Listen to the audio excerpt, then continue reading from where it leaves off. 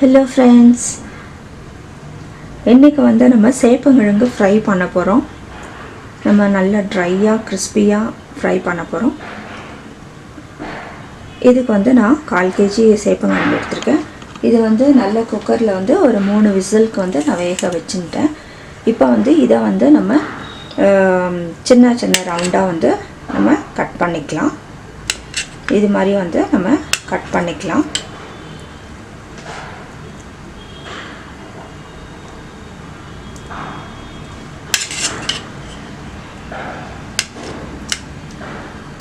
அப்போ நமக்கு இந்த நல்ல ஃப்ரை பண்றதுக்கு நல்லா இருக்கும்.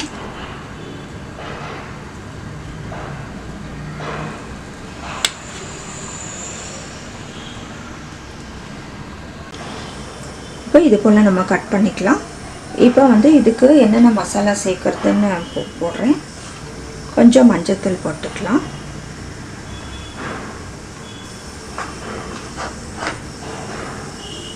கொஞ்சம் உப்பு போட்டுக்கலாம். இது கொஞ்சம் உப்பு போட்டு தான் வேக வச்சிருக்கு.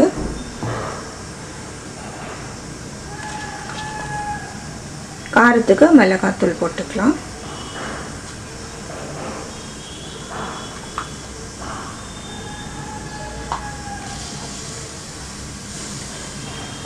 கொஞ்சம் தனியாத்தூள் போட்டுக்கலாம்.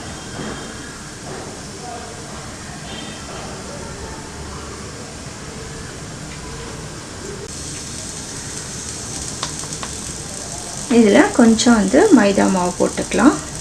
நான் 1 ஸ்பூன் போடுறேன்.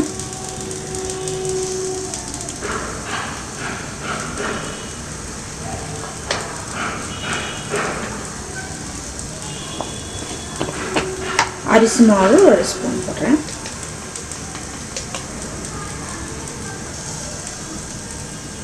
இப்போ இதெல்லாம் நல்லா கலக்கி விட்டுடலாம். கலக்கும் போது உங்களுக்கு பார்த்தீங்கன்னா குழந்தா இருக்கும். ஆனால் அது ஃப்ரை பண்ணும்போது பாருங்கள் கிறிஸ்பியாக ரொம்பவே சூப்பராக இருக்கும். இப்போ எல்லாம் மசாலாவோட நல்லா கலந்தாச்சு. இது கொஞ்ச நேரம் ஊறட்டும். அதுக்கப்புறம் நம்ம ஷாலோ ஃப்ரை பண்ணிக்கலாம். இப்போ எண்ணெய் காஞ்சிடுச்சு. நம்ம சேப்பங்கிழங்கு பொரிச்சுக்கலாம். இது ரொம்ப ஒரு டேஸ்ட்டாக இருக்குங்க. இப்படி நீங்கள் செஞ்சீங்கன்னா நல்ல மொறுமொறுன்னு நல்ல டேஸ்ட்டாக இருக்கும்.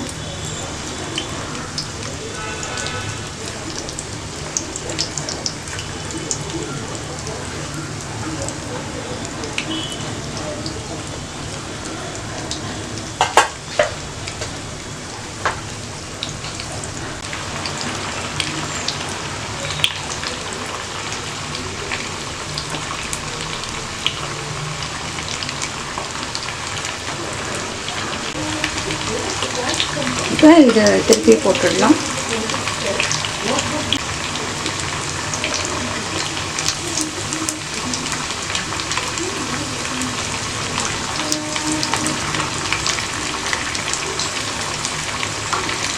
அடுத்த சைடும் நல்லா வெந்த பின்னாடி நம்ம எடுத்துடலாம்.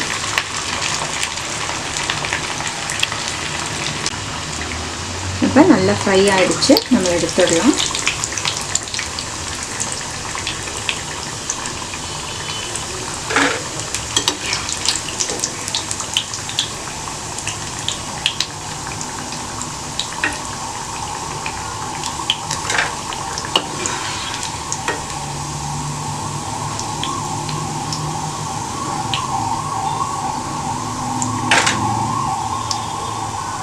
இப்போ மற்றதையும் நம்ம ஃப்ரை பண்ணி எடுத்துக்கலாம். மற்ற பீசஸையும் நம்ம எண்ணெயில் போட்டுடலாம்.